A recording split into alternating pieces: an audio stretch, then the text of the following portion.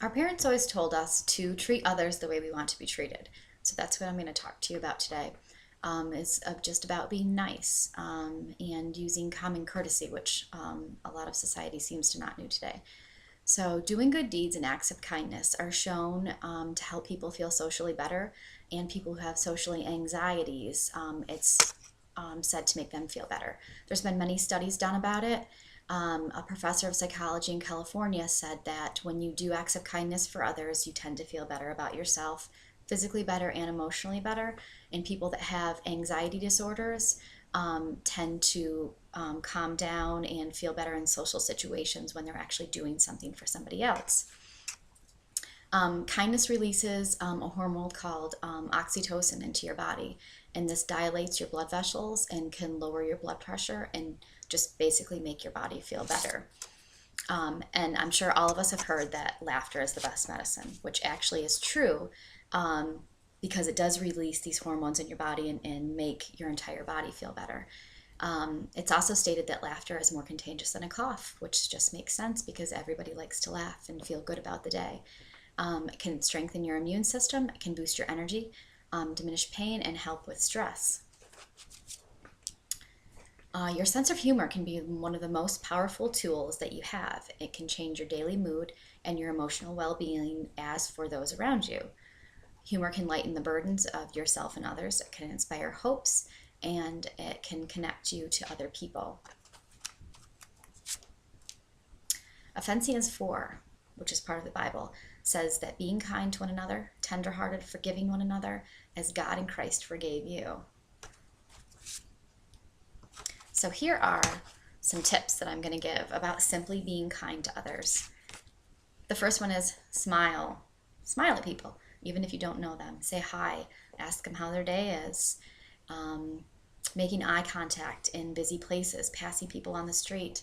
I see tons of people walking around talking on their cell phones or having iPods in and not even making eye contact. Make eye contact. Smile. Say hi. How are you? People that you don't know. Simply saying hi and how is your day is not going to make people think that you're weird because you're speaking to people that you don't know. Saying hi can be a great icebreaker, and it can just make people feel like somebody else cares about how they are. Being a good listener. This can be hard, obviously, unless you know the person. But if you don't and you just want to be a good listener, somebody riding on the bus, somebody at the store, somebody might just really need someone to talk to, even if you don't know them. But if you do and they're friends and you take the time, listen to what they have to say. Be courteous. This is a thing that was big, I guess, when I was a kid, that we learned how to do, saying please and thank you and excuse me and using your manners and being kind to people and respecting your elders. I think this is a big deal. I think everybody needs to be courteous, especially in busy public places. Saying thank you to the person at the restaurant, thank you to the cashier at the grocery store. Please and thank you goes a long way. Being positive and avoiding trouble. If you see situations that are troublesome situations, you can't fix everything. And you can't make unhappy people be happy within 5 seconds. So it's really, you're not going to fix it. Avoiding it or being positive to the people that you are around can help the situation.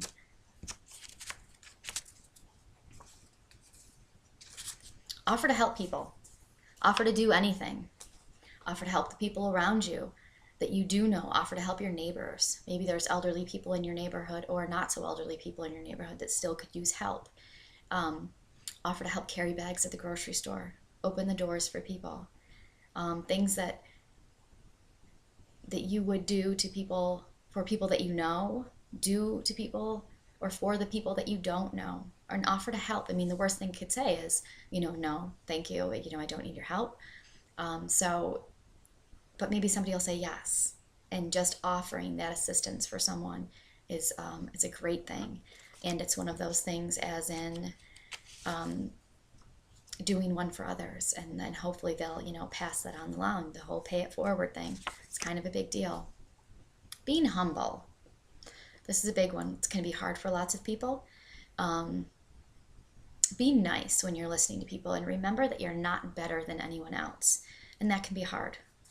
I've I've been the person who sees the people at the store who may not have the cleanest clothes on or happen to wear their pajamas out, and it drives me crazy. It really does. But if you take the time to think about the fact that you don't know them, you don't know their life, you don't know what's gone on, and be understanding and kind, and still smile and say hi, even though you think they're the weird people in their pajamas, because you really don't know what happens in their life.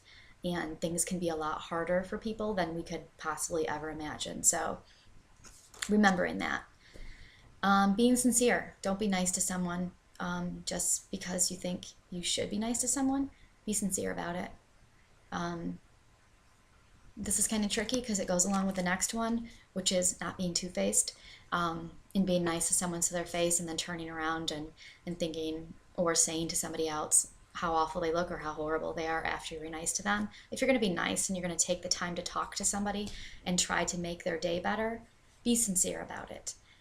It not only takes away from the kindness that you've done, it's even worse than that, because it almost it just takes all of it away and would make the people really feel horrible about it if they ever knew or happened to notice that you really were being insincere, or the fact that they could hear you after the fact talking about them.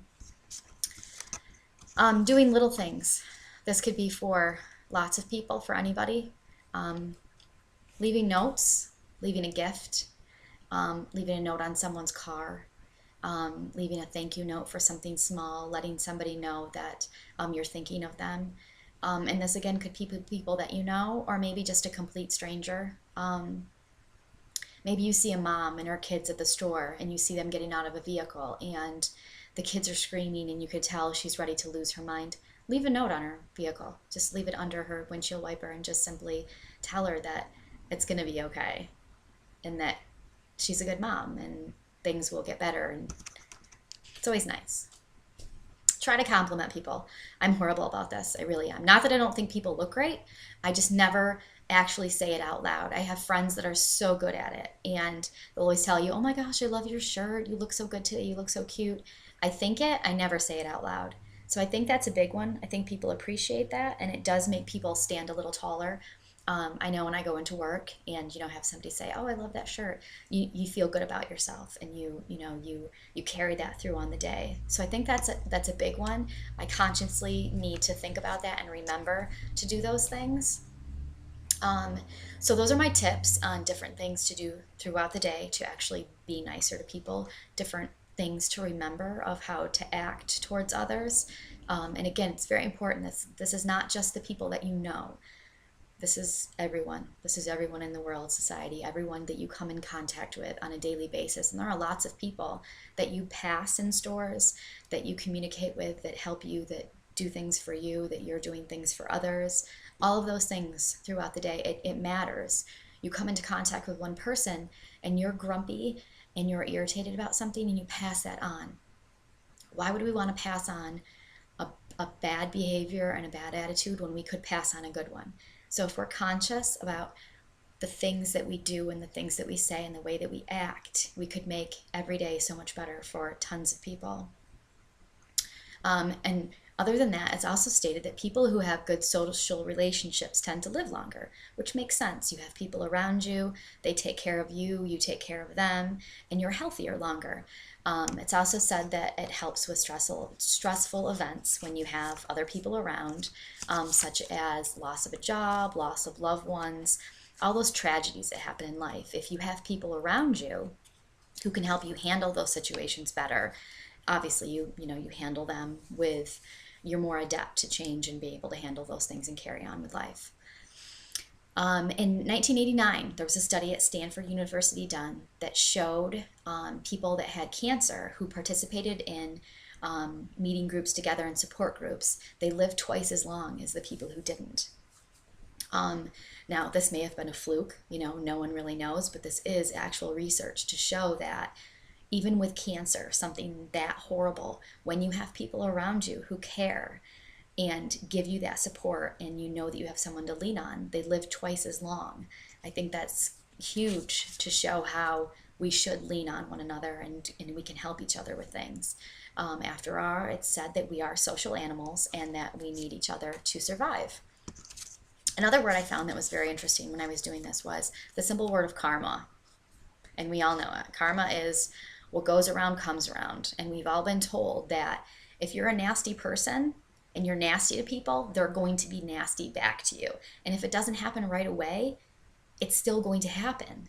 So people that you don't know and you think, I'm never going to see them again, they don't know who I am and they're never going to be able to find me, that's not true, because you are going to get what's coming to you. Somehow eventually you will get it back.